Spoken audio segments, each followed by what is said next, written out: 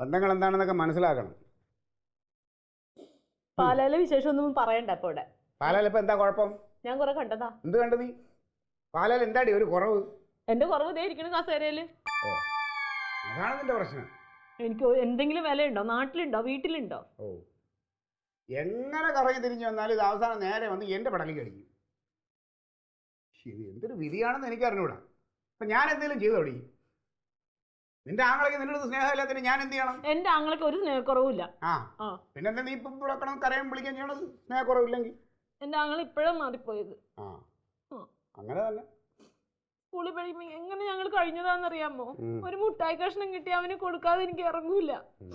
ഒരു ചെറുപഴം കിട്ടി അതിന്റെ പകുതി കൊണ്ടുവന്ന് അവൻ എനിക്ക് തരും. എന്നിട്ടിപ്പോ എന്തെങ്കിലും എന്റെ കയ്യിൽ കൊണ്ടു തന്ന ആ വെള്ളച്ചമ്മന്തി ഉണ്ടല്ലോ, അവളുടെ മുഖം അങ്ങ് കലം പോലെ ആവും. അത് കാണാൻ അവനും.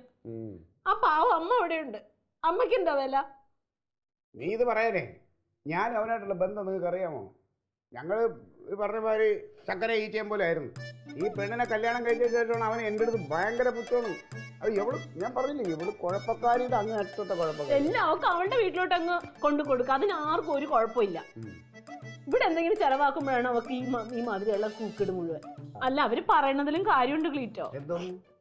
അവൾ ഈ വീട്ടിൽ വന്ന് കയറിയിട്ട് എന്തെങ്കിലും ക്ലീറ്റോന്റെ കൈ കൊണ്ട് സ്നേഹമായിട്ട് ഒരു തോർത്തുമുണ്ടെങ്കിൽ അമ്മയ്ക്ക് മേടിച്ചു കൊടുക്കുന്നത് അവള് കണ്ടിട്ടില്ല. അപ്പൊ അതുകൊണ്ട് അവൾ അങ്ങനെ ചോദിക്കുന്നത്. ഞങ്ങൾക്ക് എന്ത് തരണം നിങ്ങൾ? ആങ്ങളുടെ കയ്യിൽ നിന്ന് മേടിക്കാനാണോ അത്ര ധൃതിന്ന് ചോദിക്കും.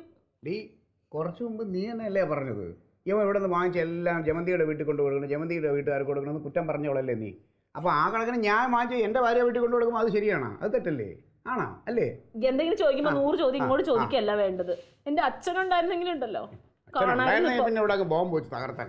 ചുമ്മാ ഇരുന്നു പറയുമ്പോ ഞാനേ ഇവിടെ ഇരുന്ന് വല്ലതും പറഞ്ഞാ ശരിയാവില്ല. വെറുതെ